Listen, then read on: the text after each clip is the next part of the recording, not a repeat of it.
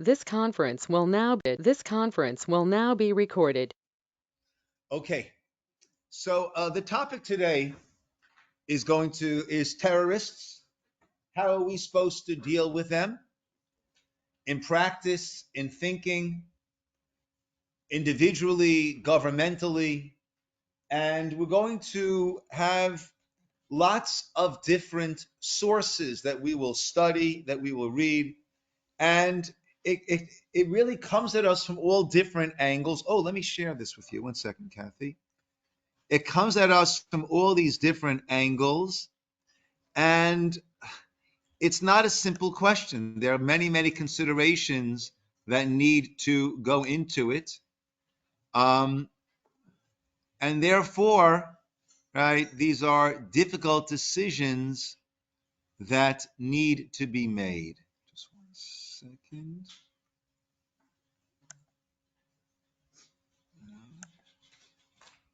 Yeah.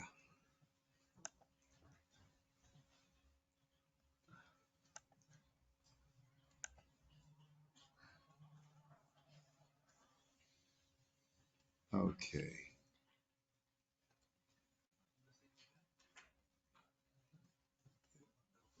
Did that work? Do you see it, Kathy? No. I can see you, but if you put up something, I don't see it. Okay.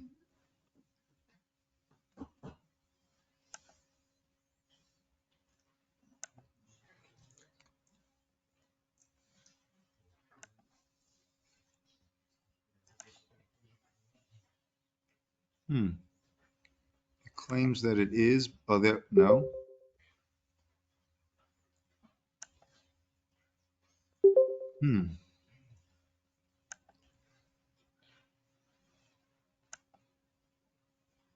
It says that it's sharing it, but it's not.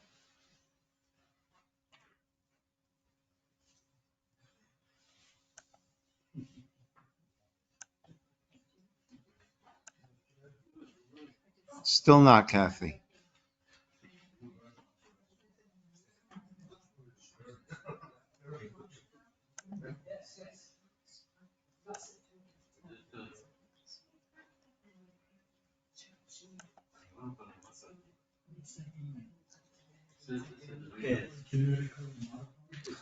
I'm sorry. I'm not able to share it. Okay. So let us begin. Good. So hello, Kathy, Janet, and Jesse. Good. Okay. And hello, James. Good to have you here. And hello, Ken. Good. Okay. Ken is over here. James is over there. And the rest, Ken is also a regular, but the rest are our regulars. Okay. So this is from, number one is from the Lancet. I'm sorry. You know, what I can do, I can email it to you, Kathy. Would that help? Okay, let me take a moment here. Okay, I'm going to stop this recording. This conference will now be recorded. So when it comes to terrorists, there are many, many different views, many different factors that need to be taken into account. And it's not, every situation needs to be measured and not simple. Let's go. Number one, treating terrorists and victims, a moral dilemma from the Lancet publication, including as one of its authors, Avraham Steinberg. Avraham Steinberg is almost the authority on Jewish halachic medical laws, medical morals, medical values. He is the go-to person.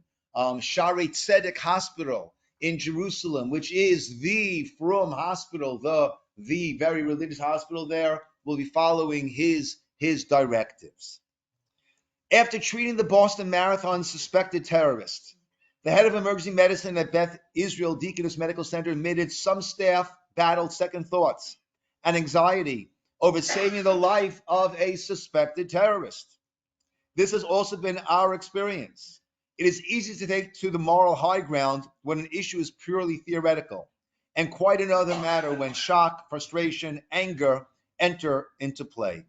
The Boston example emphasizes the need for unambiguous guidance and a crystal clear message to caregivers Oh, there we go. It just popped up. A little slow. Good. And caregivers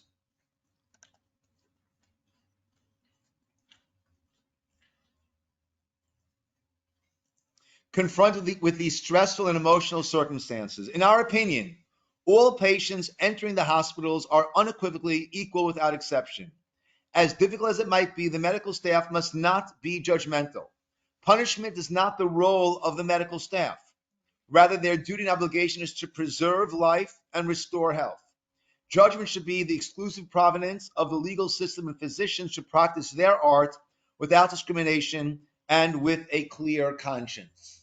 Okay, easier said than done, right? Right after October 7th, when some of the terrorists, Yamach Shemam V'Zichram, may they be blotted out speedily, when they were brought to Israeli hospitals. So what some of them did was they made sure that they were stable, and then they said, take them to the prison.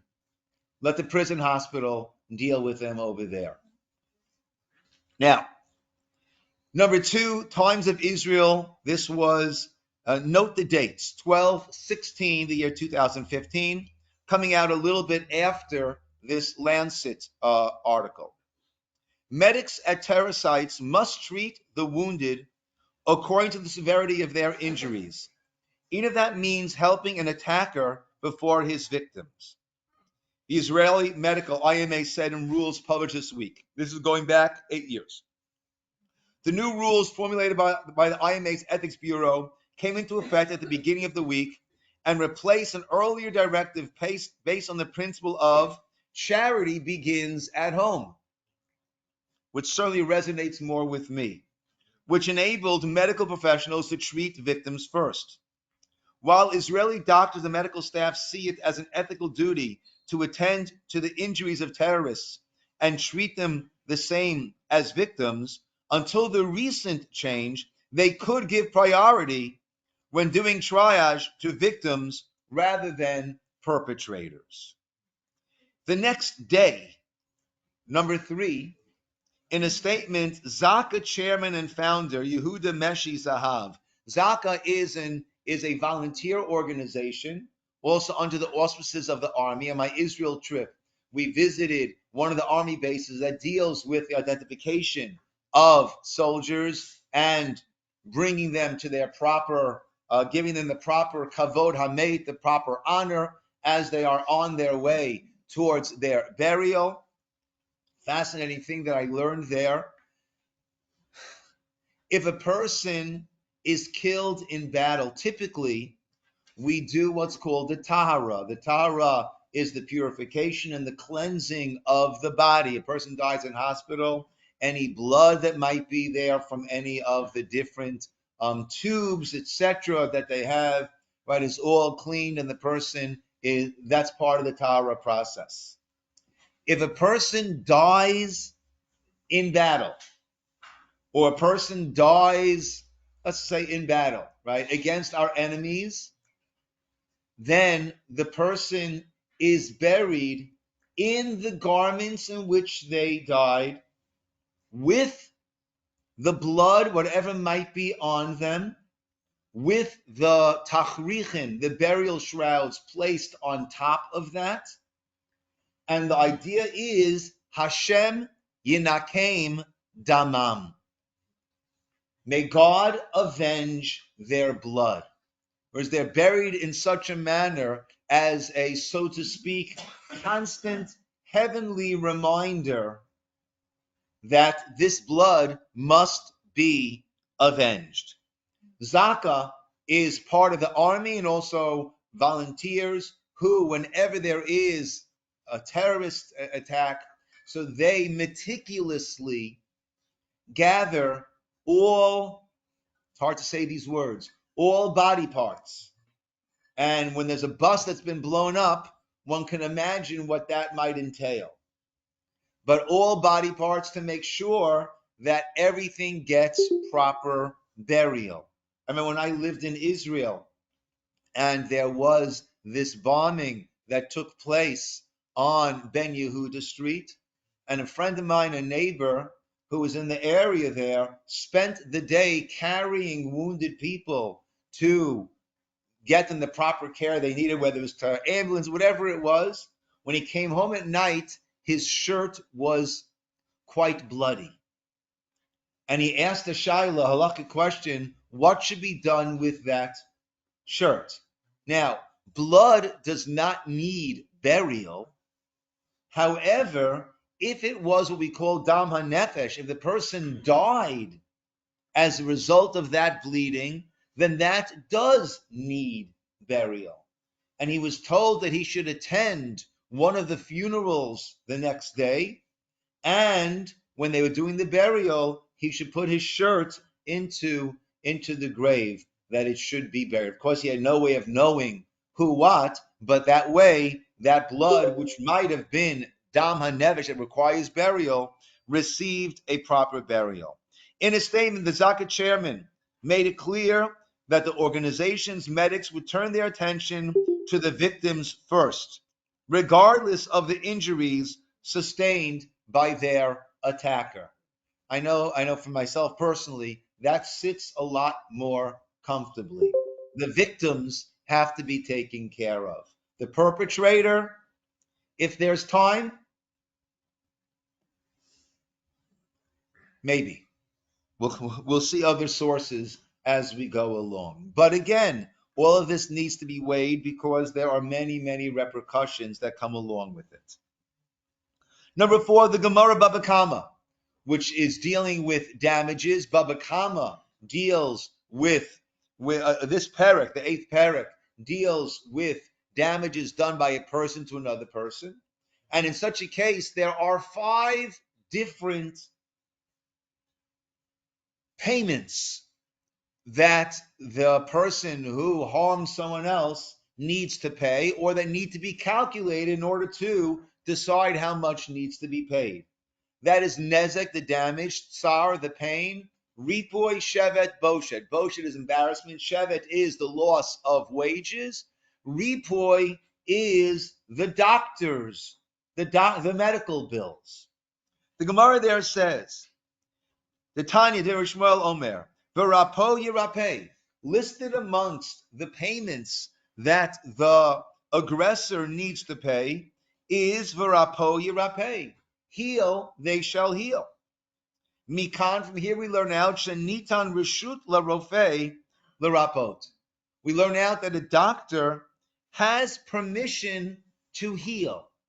Now, interesting, in the English, and I got this from Sefaria, what they do in the English is similar to what the art school does in their Gemaras, is they'll put in bold print the actual the translation of the actual words of the Gemara, and in non-bold font, they'll fill in to make it more easily understood. And they add in over here, it is not considered to be an intervention counter to the will of God. Meaning, we're familiar with the idea of the Christian Scientists, a group, that they will refuse to get to have any medical intervention.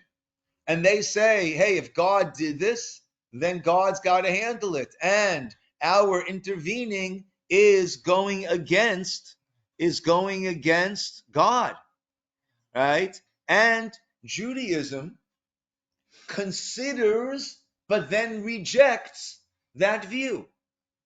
Judaism considers that view, but based on the pasuk, based on the verse, concludes that no. Rapo Yerapeh, the doctor has permission to go ahead and do the healing that he needs to do. Interestingly, source number 5, which is from Shulchan Aruch, the Code of Jewish Law. Choshen Mishpat is one of the 4 parts of Shulchan Aruch, which deals with the monetary payments. And this is 261, which deals with the laws of returning a lost object. And there we say, Hama'abed mamono. There's no translation in Safari you have to settle for me. Hama'abed mamono ladat. If a person willfully causes a loss of his assets, ein is kakinlo, then we don't need to deal with it. Ketzad, for example, hishlich kiso, a person took his wallet and threw it. Birshut harabim, threw it. Right? He took a wad of $100 bills, threw it up in the air, and walked away. V'halachlo. Hareza ibed mamano ledato. This person is willfully losing his money, and therefore I don't need to be the shmendrik said, excuse me, I think you might have lost. Right? Okay. He doesn't want it. I'll take it. Well, there are many good causes we can donate it to, right? So that is the case when it comes to a person's mammon. How about when it comes to a person's self? How about when it comes to a person's body? Let's say a person is a suicide bomber. So he is willfully going to destroy his body.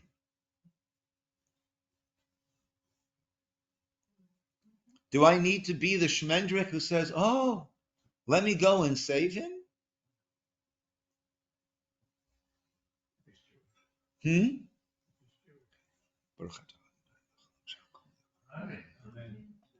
Okay, so I would differentiate. I would differentiate between a suicide bomber and a person committing suicide. Right? A person who is trying to take his own life, and it was pointed out by a speaker here, an excellent speaker, who personally underwent in his family, and he spoke out against the term committing suicide, right? Because we commit a crime, right? And suicide is typically a person who's going through tremendous pressure, emotional, psychological, whatever it is, right? So if a person tried to take their own life, right, then I would certainly say jump in there and do whatever you can to help. Because this is a person who is struggling beyond words. Okay, there are no words to describe the struggle this person is contending with, whether they realize it or not. But I would differentiate that between that and a suicide bomber who's there to take other people's lives. Okay, again, my personal leaning would certainly be you help the victims well before you go and you help this individual. If there's anything left afterwards, fair enough. The Ralbag, source number 6. Ralbag is one of the classic commentators on the Torah, mostly on Navi. Very, very, very lengthy, and he'll draw this. This is number 34 of lessons that he draws on these different psukim, on these different verses, and we have that both in Hebrew and in English. Roy la'adam. I'll go right to the English. We'll stay together. If someone who was always a painful thorn for him and his nation should fall into his hands in a war, it would be appropriate not to have mercy on that person, but to eliminate him from the land, lest he find another opportunity, should he escape, to destroy him and his nation as he is able. This is what we just experienced.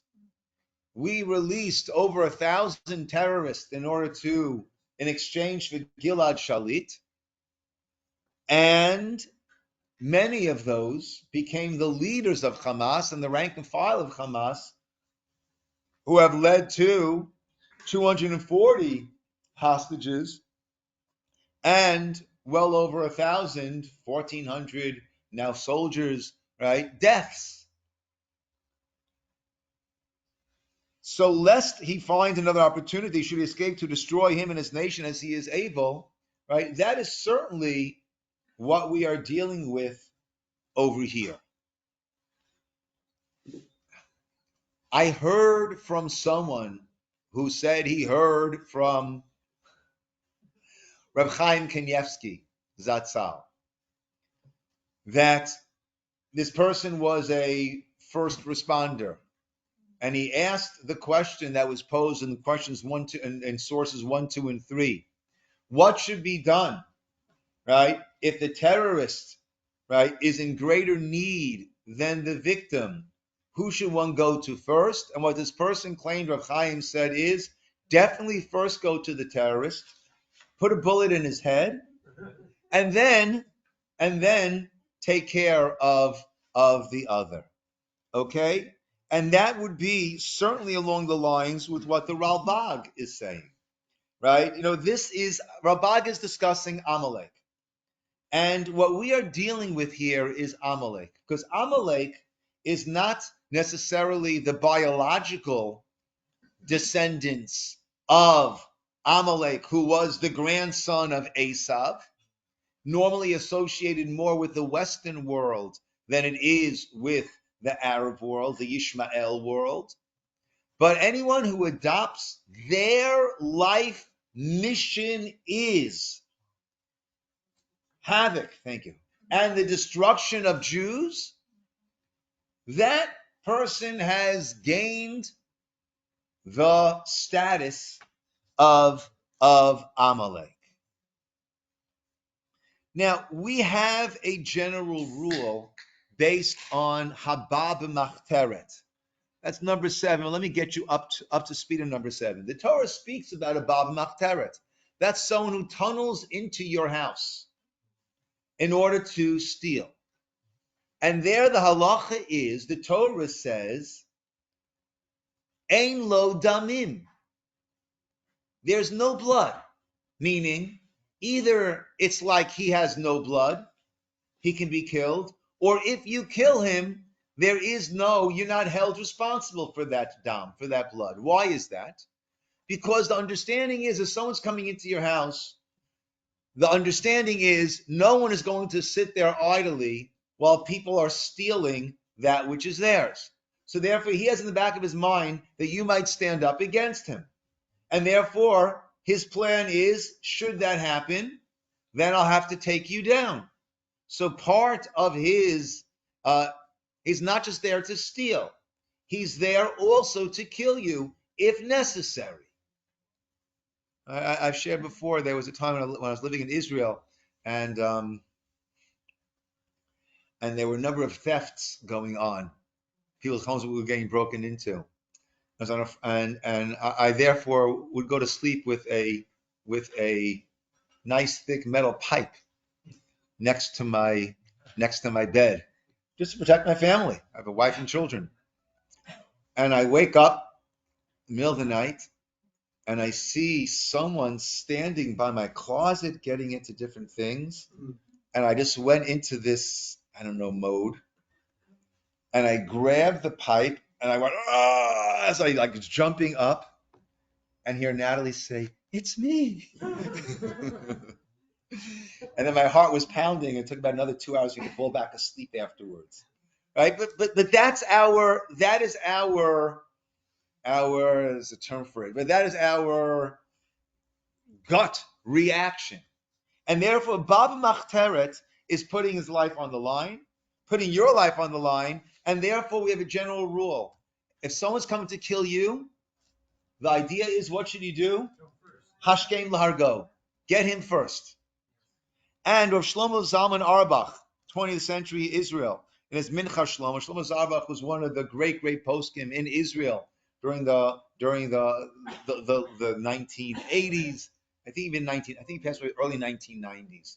Amazing person. He was well respected by everyone, by the yeshiva world, by the modern world, by the leumi, everyone. I went to his funeral. There were over 300,000 people there. And the press could not believe he was a person who did not have, and there was no politics involved. He was just a person who sat in his small apartment, taught Torah, and welcomed everybody. When I was teaching the yeshiva there, we used to bring the boys to him, and he would stand up and welcome everybody. Amazing. One of the kindest, sweetest people. He wrote, let's go to number 7. Again, we'll go right to the English in order to be respectful of everyone's time. The fact that one may rise up against a Jewish invader on a weekday and kill him, and we don't say to let the invader take his money, is because killing a pursuer is entirely permitted, even where his intentions are only uncertain. Anyone who tunnels in is not definitely a pursuer. Pursuer is the term rodef. Rodef is the Hebrew term that we use for someone who's coming to kill you. So an actual rodef is he's running after him with a knife, right? So there, the person could turn around, and anyone else could also turn around and kill that person to save the life of the person that he's trying to kill. Here, he's not a vadai rodef. He's not that, right? We don't know for sure. Nevertheless, what is the din? Hashkein lahargo, ein lo damim, right? You can kill him, right? There is no blood involved. There is no blood accountability over here. Yeah. Yeah. It rings very painfully, doesn't it? Yeah, the fact Janet pointed out that the Torah uses the term tunneling, habab and machteret. Person is tunneling in. So you see, even when it's not a vadai, even when it's not a certain, when it's a safek, then one can, and perhaps according to the Rabbi, should take the law into their hands and end this threat. Yes, Cheryl. So what if they are breaking into your house, not tunneling, breaking in? Same thing. Why is it only on a weekday? Okay, that's interesting. Yeah. So, I have to look back into the Gemara where it discusses that. It could be, there are certain instances when a person would not, right?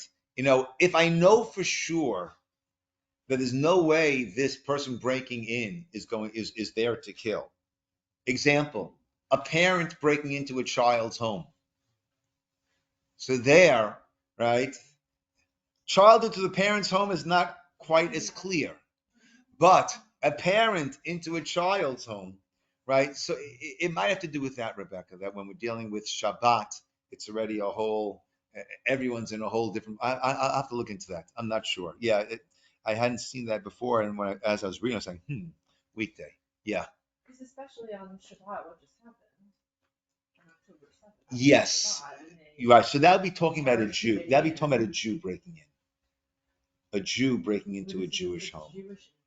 Yeah, even a Jewish invader, right? Yeah. Right. Right over there. On the contrary, what happened on October 7th, was there'd be no difference. Certainly, anyone who had a gun who could have shot any of them, right? Many did.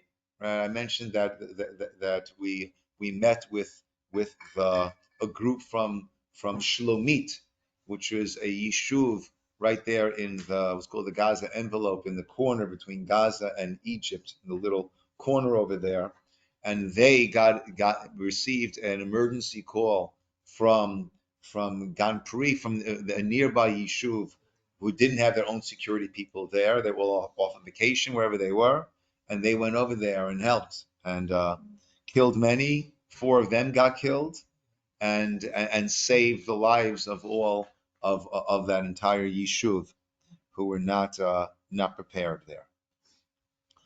Let's take a look at number 8. This is Bereshit 34:13, which is talking about when Dinah, the daughter of Leah, had been abducted and violated, and her brothers, after telling them, right, circumcise, everything will be fine, and then when they were weak, right, Jacob's plan, when he suggested that, or when he agreed to that, the idea was, when they're weak, afterwards, go in and rescue Dinah. Shimon and Levi instead went in and wiped out the town over there. So on that, the Maharal says as follows: Afal gav to Amra Torah, even though the Torah tells us in Devarim, in Deuteronomy, if you're going to battle against a city, first the karata eleha l'shalom. You should first call out to it in peace. Hainu heichi d'lo asu Yisroel davar. That's when they had not, that city had not done anything against the Jewish people. Aval heicha da'asu Yisroel davar. But when they've done something against the Jewish people, kagon zeh, like this case over here with Shechem ben Chamor, abducting and violating Dinah, sheparts of Behem, where they did such a vile act, mutarim lasot lahem, mutarim then likach, right? Then we were allowed to go respond the way we did. Avgav d'lo asu rak echad mehem, right? The commentators there are dealing with the idea that the whole town didn't sin. It was Shechem ben Chamor, right? So why was the whole town considered to be responsible? So he says, right, even though only one of them had done it, since they had attacked first, Israel was permitted to respond. Interesting. Others say that since he was their leader, so therefore, and they allowed that to happen, so therefore they are all responsible, right? And I think it's Douglas Murphy. I think that's the fellow's name. Amazing. Sorry? Douglas Murray, right? He is an amazing reporter, and he says it straight, right? And he said, people do have to realize that Gaza elected Hamas, right? In World War II, they weren't saying let's get the Nazis, but make sure that no German should be hurt. And he went on to point out the video that Hamas showed was of this terrible, of this young girl who had been, dragged through the streets, and there are about 200 people there, right, spitting and stomping and desecrating. So the other person said to him, yes, but there's 2 million people in Gaza. Certainly we can't incriminate, right, because of those 200. And he said, this was a random sampling of 200 people. And it wasn't like that there were another 200 who were saying, no, that's inhumane. No, let's treat with respect. That's what every single one of them was doing. And we saw in the city over there where they allowed that to be, right? So then they were all put to death. I'm not saying we need to wipe out everyone in Gaza, right? But when we are pursuing what we need to pursue to get rid of Hamas, war is ugly, and there will be many who die. And if they are our enemies, good riddance. If they are people who really want to live in peace, then that's part of the casualties of war. Yes, Steve. This might sound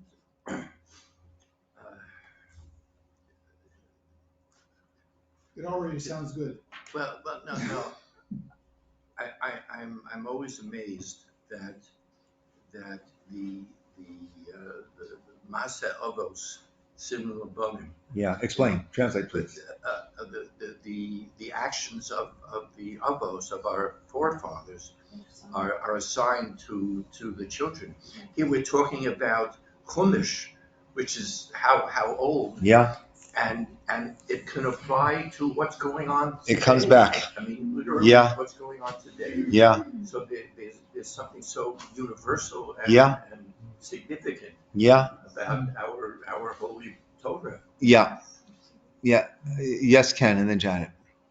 Okay. Continuing Steve's train of thought.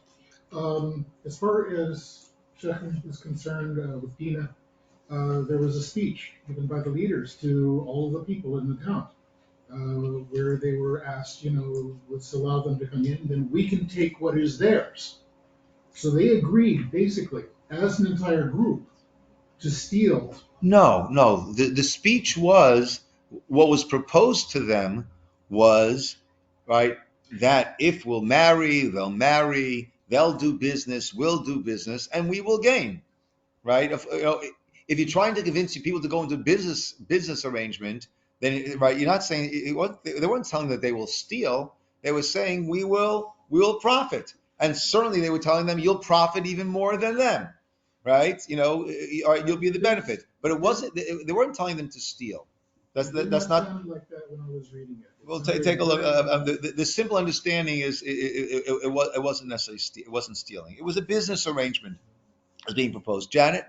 So when it's disgusting, as it always is with Dina, how come when it was going to be Lot's daughters, it wasn't disgusting? And then how come with It was disgusting. concubines? It was disgusting with Lot's daughters.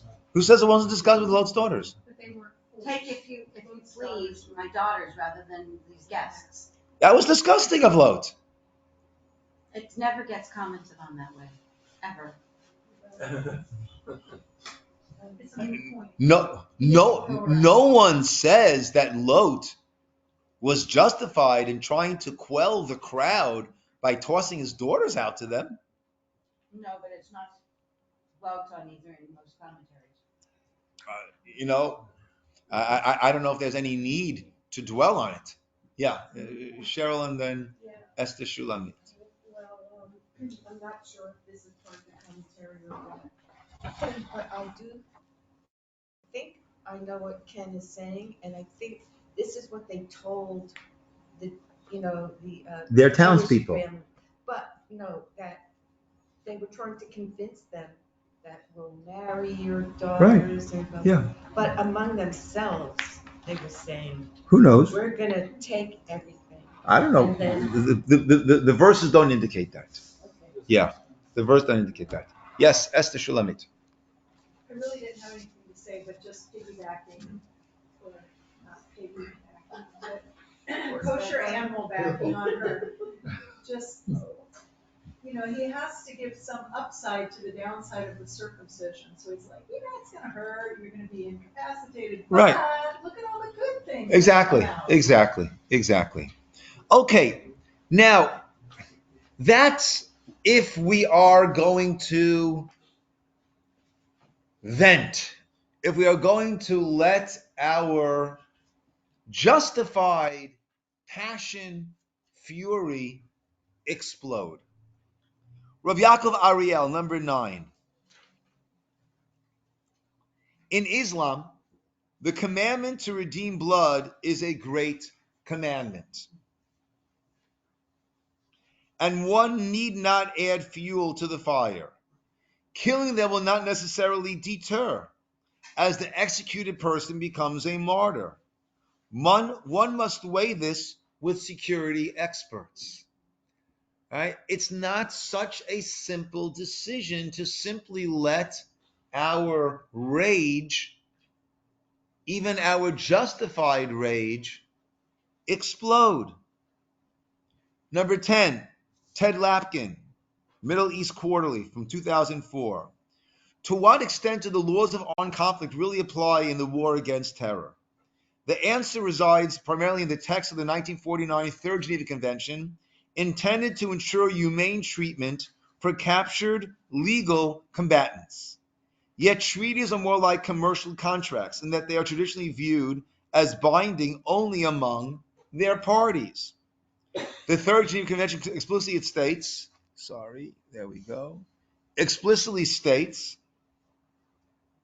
that the parties need not apply it to all conflicts, especially when the foes are not parties, if they haven't signed on, and when enemies do not abide by its terms. No terrorist group is a party to the Geneva Conventions. They have not signed, much less ratified those treaties. Moreover, it is evident that Hamas, Hezbollah, and members of the global Al-Qaeda network spurn both the spirit and the letter of international treaties designed to ameliorate the cruelty of war. Bloody attacks in New York, Jerusalem, Bali, Madrid, and Beslan are testament to the fact that these groups seek to kill civilians rather than to take captives. And when they do seize hostages, brutality rather than protection appears to be the rule. Right? Today, the news came out that in the basement of that El Shifa hospital, right, they discovered, I think, a number of bodies, but at least one of them has been identified as. In the news that I saw, it mentioned one body was found and identified. And another email that I saw from Zaka, it said that many bodies were found. So I don't know about that. But Like a hostage that is found? yes, one of the hostages was And all found. those doctors didn't know, kept saying, no, it's not a Hamas base, it's not a Hamas Yeah. base. Yeah. How could they not? The doctors are either part and parcel of Hamas or are afraid for their lives if they say anything against Hamas. So I think it's basically one of those two. So I don't know. We look at it with our tradition and feelings, and it's horrific and it offends us. But the world is not like us. Yeah. But what I'm saying more than that, Steve, what I'm saying is many of them, right, anyone who speaks out against Hamas, right, when Hamas has any powers, is in danger. They're in danger, their family's in danger. So I'm not saying so I don't want to pass judgment on an individual, right, who might be looking to protect his own life and the life of his family. Yeah.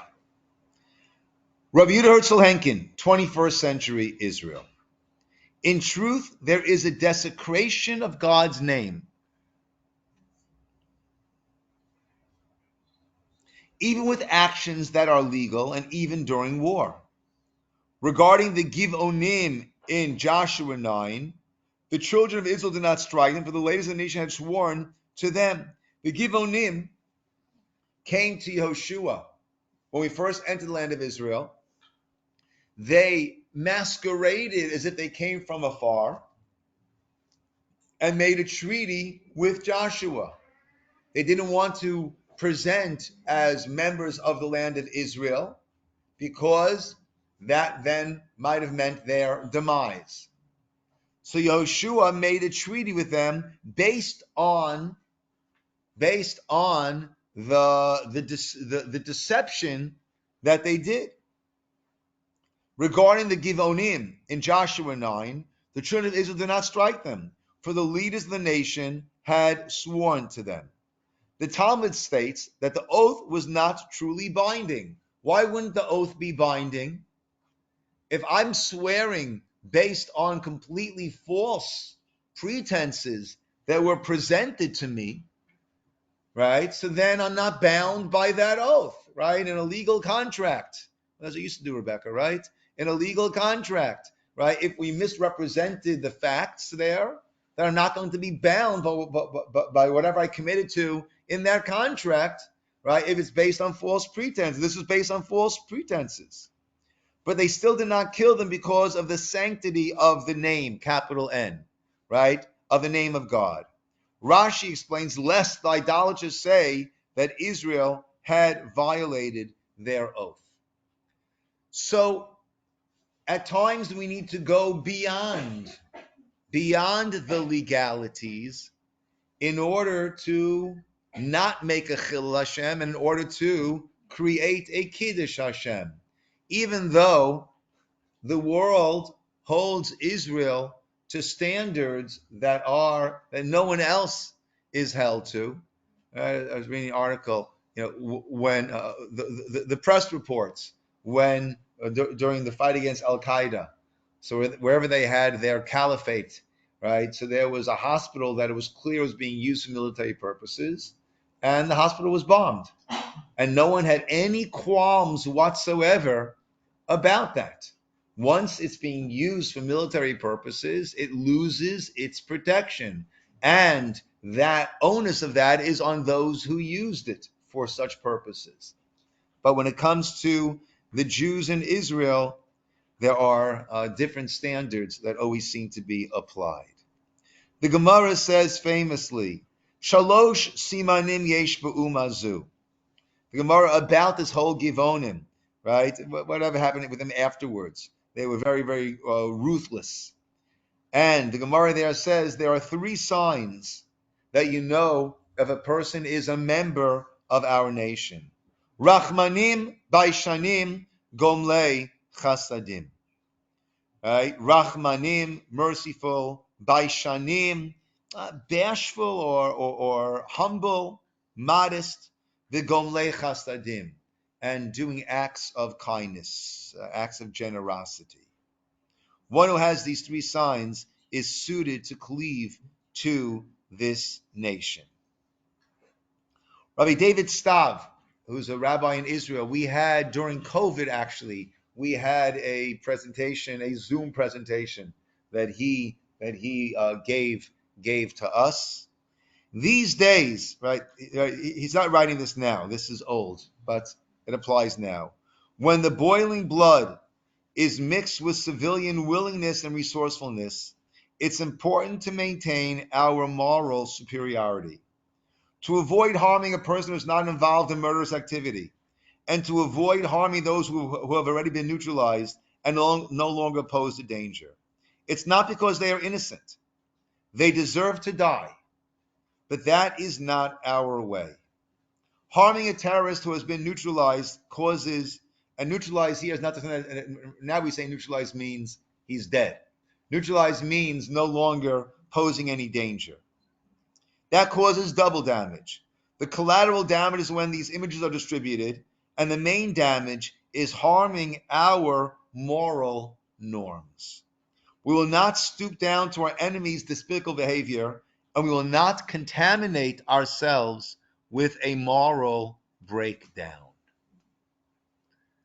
These are the ideas that need to be weighed with all of these decisions. Not simple, my friends. Rav Aaron Lichtenstein of blessed memory, Ethics in War, number 14. The beginning of the calculation of a war's justification is the concept of milchemet mitzvah. Is this a mitzvah war? Is this a war? Mitzvah means commanded. This is a war that we are commanded to do. The category of milchemet mitzvah includes wars to help Israel before an enemy who attacks. Okay? But note the aid of Israel. We must ask whether a particular war will actually help Israel. Not every war aids Israel. It has to be weighed very carefully. War harms the nature of the individual and society which battle. As Rambam wrote regarding Devarim 23:10, Deuteronomy, and you should be on guard against, when you go out to war, you should be on guard, mikol davara, against every bad thing.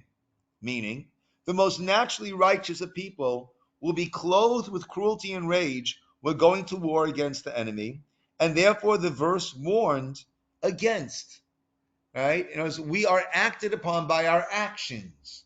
And if you're going to there's a very, very famous study done in the university back in the 1960s where they split the class, and half of them became the prison guards, the other half became the prison inmates. And they had to stop the study in the middle because of the cruelty that the prison guards, classmates, were imposing on the inmates, other classmates, and the psychological acquiescence, humbling that was going on amongst the inmates. We're acted upon by our actions. The most naturally righteous people will be clothed with cruelty and rage. King David was denied the opportunity to build the Beit HaMikdash because he spilled much blood upon the earth. And even though that was in milchemet mitzvah, that was in a battle that was a mitzvah, even the sword used in a milchemet mitzvah is unsuitable to aid in building the altar, as it is written in the Mechilta on Shemot. For you have raised your sword upon it and desecrated it. You can't use that to build an altar. Lastly, the Radak, 12th, 13th century France, also a commentator, one of the classic commentators on the Chumash, but mostly is used on Navi, on the Nevi'im and the Ketuvim. Hachemla ala reshaim achzariot, ki yadua ki sofon lasot milchama. Mercy on the wicked is actually an act of cruelty, for it is known that they will wage war in the end.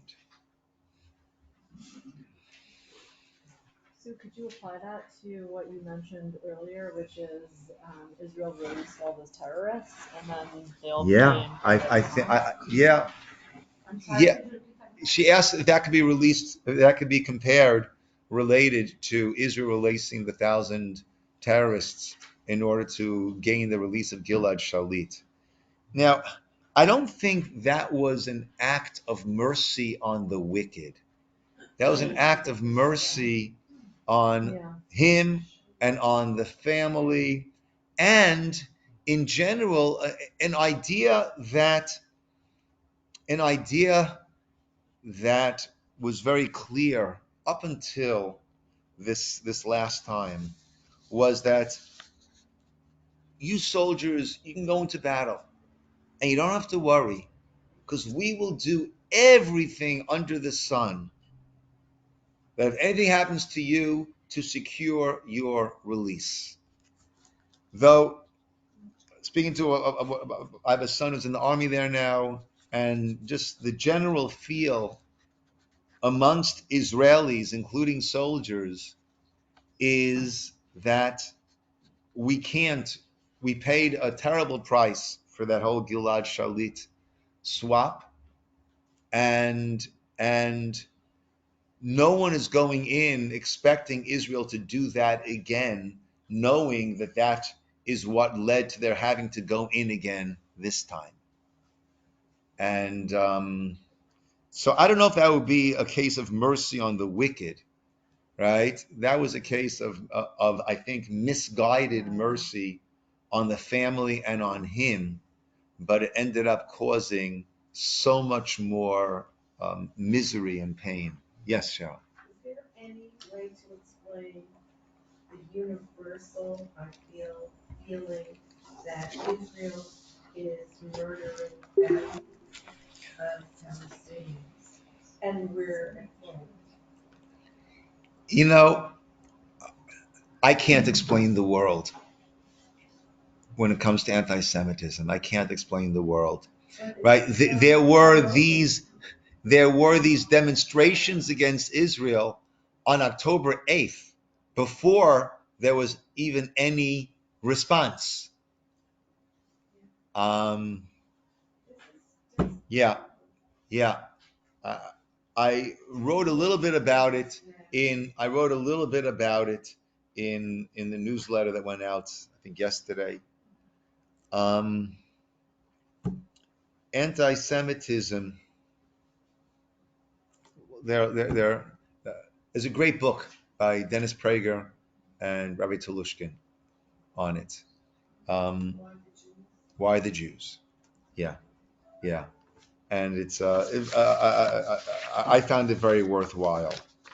There are many, many, many factors that go into it, right? Some say that the world cannot forgive us, right? Sachs writes along these lines, for having given them this morality that they have to live by, right? In the Torah and all and that, right?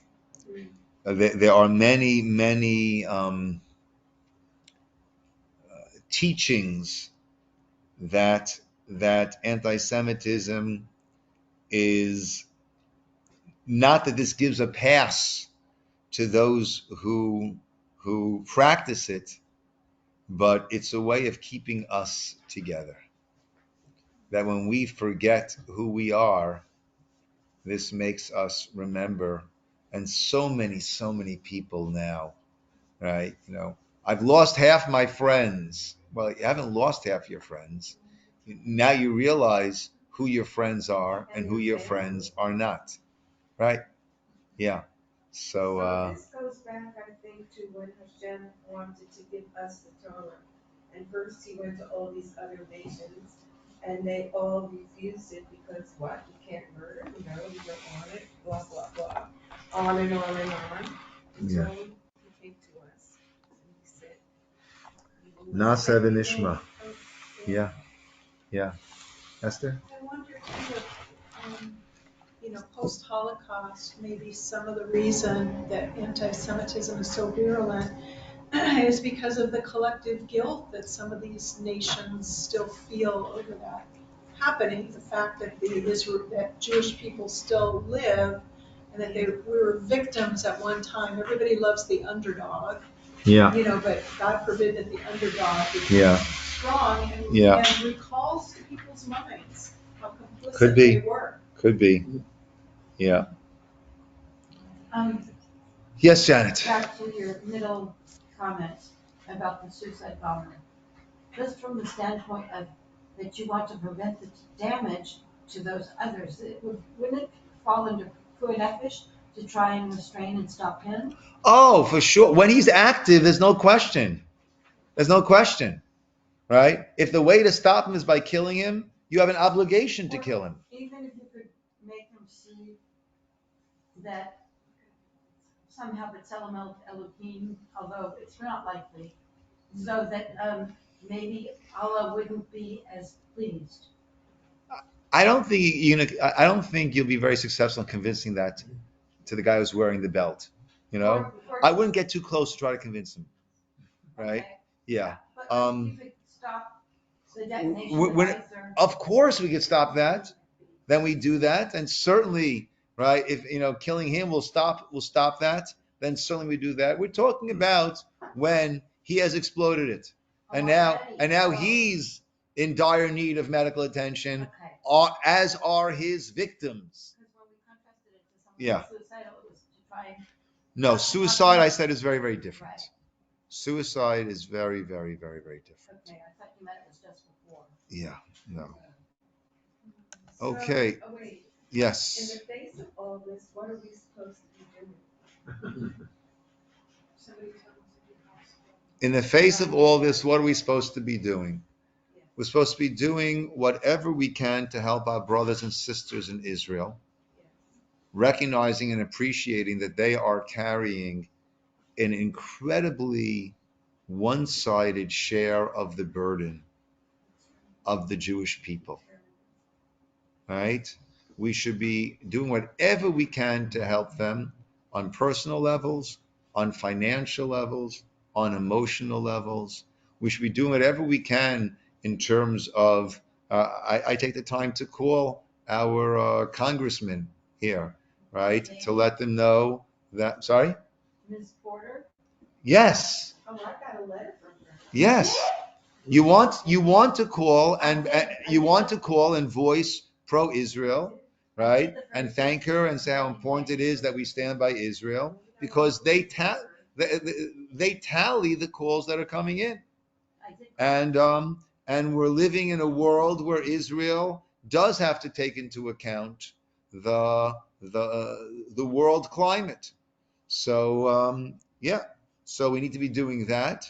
We need to be having heartfelt tefillot, right? And prayers go along with that. And we need to be trying to improve ourselves and we need to be working on our unity, the achdut, to bring us all together as much as we can. The march, in my mind, was incredible. The beautiful, beautiful unity of 300,000, 290,000 people gathering there. And there, when I heard, one of the policemen said that he got more, good mornings and thank yous in in those 2 hours than he got his entire career. Right? And, 290,000 people, there was no vandalism, there were no masks, and there's been a tremendous hisorus, which means this spiritual awakening among you see the soldiers gathering together and singing to a very popular town, Shir Lamalo, the Sinai Aleharim, they're singing Tehillim, right? Actually, someone there is. It seems that there are thousands of soldiers who are willing to commit to wearing tefillin on a regular basis, but they don't have tefillin. So I'm sending money to help people buy tefillin. An organization that's going to match that. Yeah, tzitzis. There's been a tremendous hisorus, spiritual awakening. I saw a video of Yoav Galant, I think that's the correct name, who is the chief of staff of the Israeli army, going into a mitzvah tank, a Chabad mitzvah tank, and putting on tefillin. What's a I mean, that's what they call their mitzvah mobiles, right? Right. They put a mezuzah in Asa. I don't know what the Yeah. building Yeah, was. yeah. I don't know if there's a mitzvah to put a mezuzah up in Aza. I know there's a mitzvah to put tefillin on, and the message to me it had this messianic ring to it, that the non-religious head of the entire IDF is there putting on tefillin and saying Shema Yisroel, Hashem Elokeinu, Hashem Echad.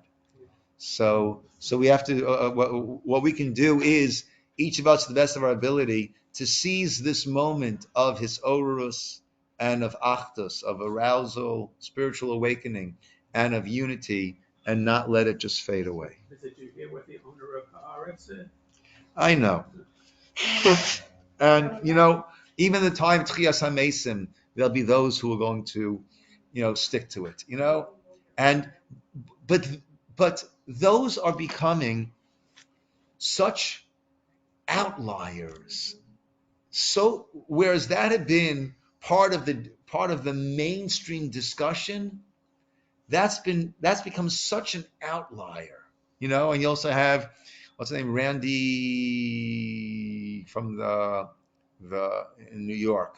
Randy, she's a woman that's in charge of all the teachers union, Randy, something garden, whatever, right? So she saw she saw a picture of 1,000 people davening shacharit at the rally. Where's the woman? Some people are so jaundiced, right? They walk on the side saying to Hillel, "Where were you?" Whatever, right? There are some people who are like this head of Haaretz or this Randy, who are just so jaundiced. But in my mind, whereas these views had been part of the mainstream discussion, now it's just helping to identify them as this leprous filth, and so be it. And this shouldn't be recorded.